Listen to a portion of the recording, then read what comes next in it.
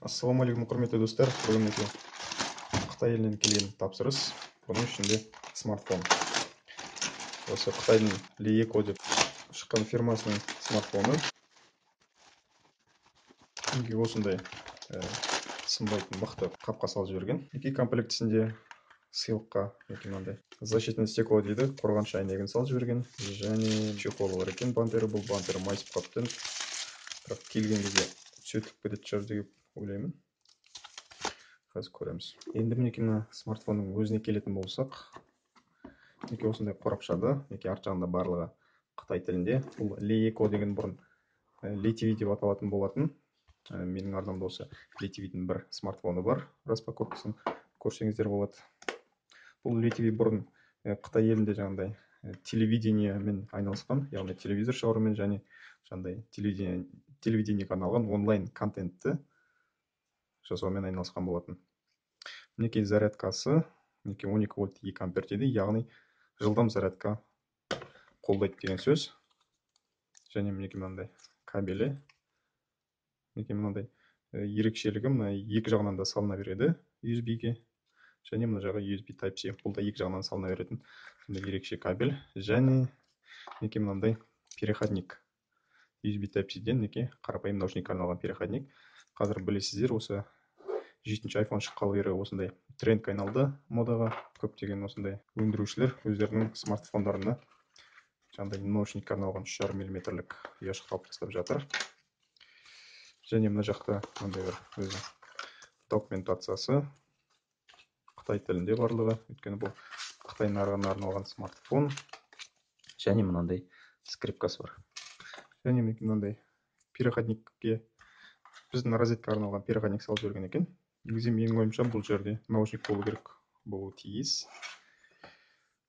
Жарайды. Мінекей смартфонымыздың өзі. Қазір металдан жасалған барлығы корпусы. Суықтан келген соң ба, буланып кетті. Қазір қосылғанша сыйлыққа салып жүрген чехолын салып тексеріп көрейік. Қараңыздар, дұрыс киілмей тұр. Әбден мыжылып, созылып, формасын жоғалтқан екен. Бірақ бұл тегін келген дүние болғандықтан еш өкініш жоқ. Лақтырып жіберсек те болады. Өйткені өзінің родной заводтан бірге шыққан осындай чехолы бар. Өте сапалы. Осындай кішкене розовый цвет таңдадық. Алдыңғы жағынан қарасақ, өте керемет экраны. Тіпті рамкасы жоқ сияқты көрінеді мынандай қара экраннан. Осындай өте керемет экран. Төмен жағында осындай 3 кнопкасы бар. Артқа меню және соңғы ашылған приложениелер деген. Қазір орыс тілі бар екен, көрейік. Қазақ тілі бар екен. Барлығы орысшаға ауысып кетті. Барлығы емес, енді арасында орысшаға аударылмайтын осындай менюлері бар. Байқап тұрсаңыздар, дисплей толықтай ақ болған кезде шетіндегі қара рамкалар көрініп тұр.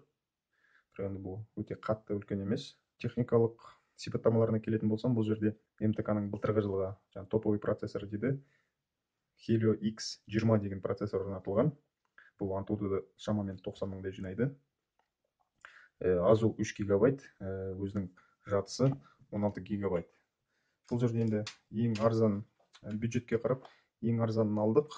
Шамамен бізге $120 айналды. Осы AliExpress'те 11-ші қараша күнгі бүкіл әлемдік шопинг күнінде осы купонды пайдаланып $120 айналған болатын. Мына жерде microSD флешкасын салатын орын жоқ. 2 нано симге арналған орын бар. Флешка салмайды, өкінішке орай. Яғни жадысы 16 гигабайт. Жадысы кеңейтілмейді. Артқы камерасы 16 мегапиксельді құрайды. Камерасы жаман емес болу керек. Алдыңғы камерасы есімде жоқ, ұмытпасам, шамамен 8 мегапиксель болу керек. Қазір камерасын тексеріп көріп жіберейік. Жылдам түсіреді. Жаман емес негізі. Жақсы деп айтуға болады. Осындай бір жақсы смартфон келді. Арт жағында саусақ іздерін тексеретін сканері бар. Ол сканері мінекей айна сияқты осындай жылтырақ көрінген.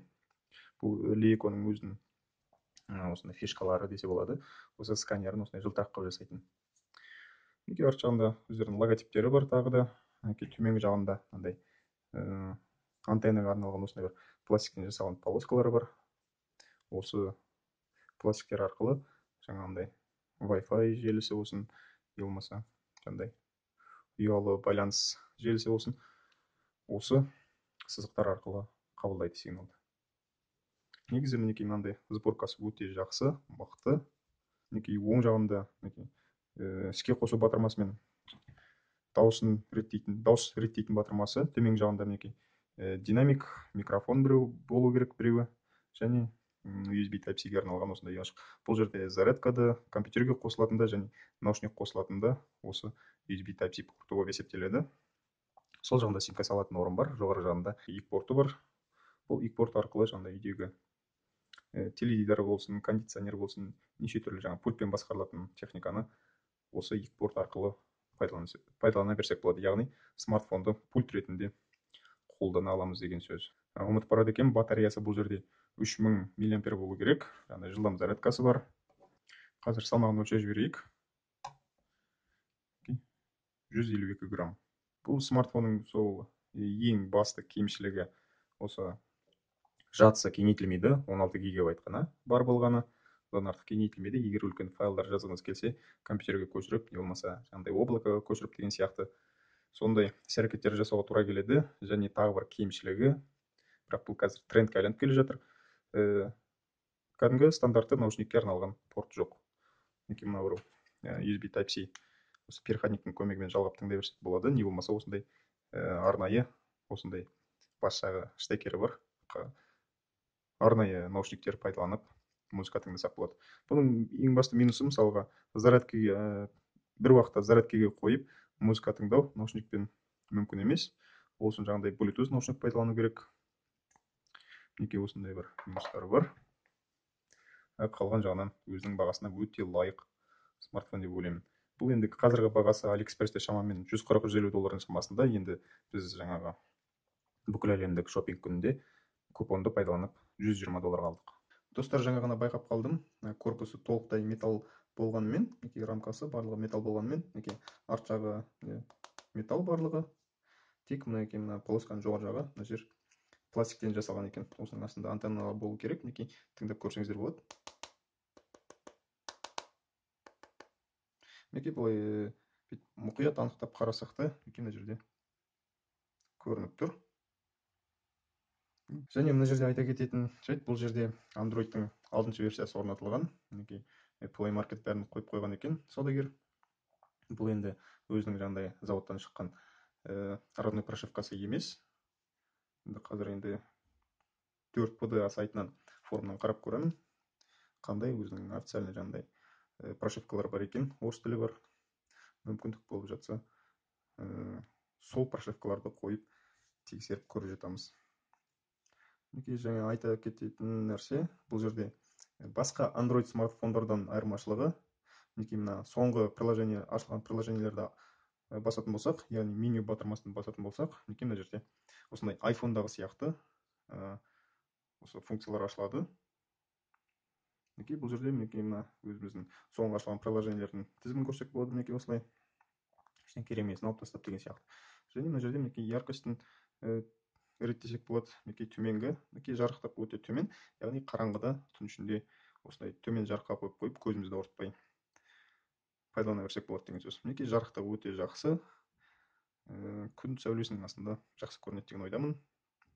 Жаңа управлениеге арналған Bluetooth, жаңағыдай Wi-Fi, GPS деген сияқты функциялар қосу үшін жоғарыдан төмен былай түсірмейміз шторкасын, мына жақтан шақырамыз. Және осы жерде пультке арналған приложениесі, фонарик,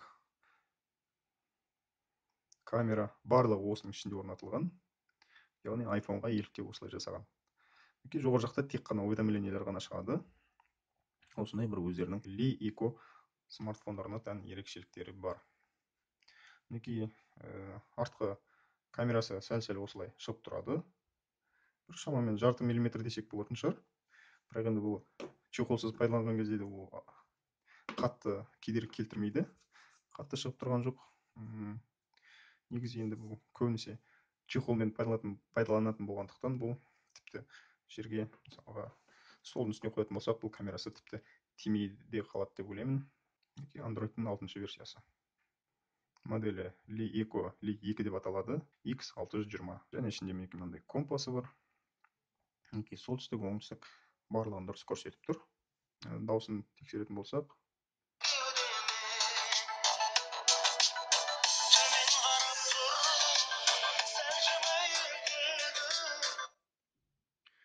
дауысы жақсы, қатты шығады. Дауысын қатты шығарсақ та, жаңағыдай арзан телефондардағы сияқты быжылдап кетпейді, динамигі.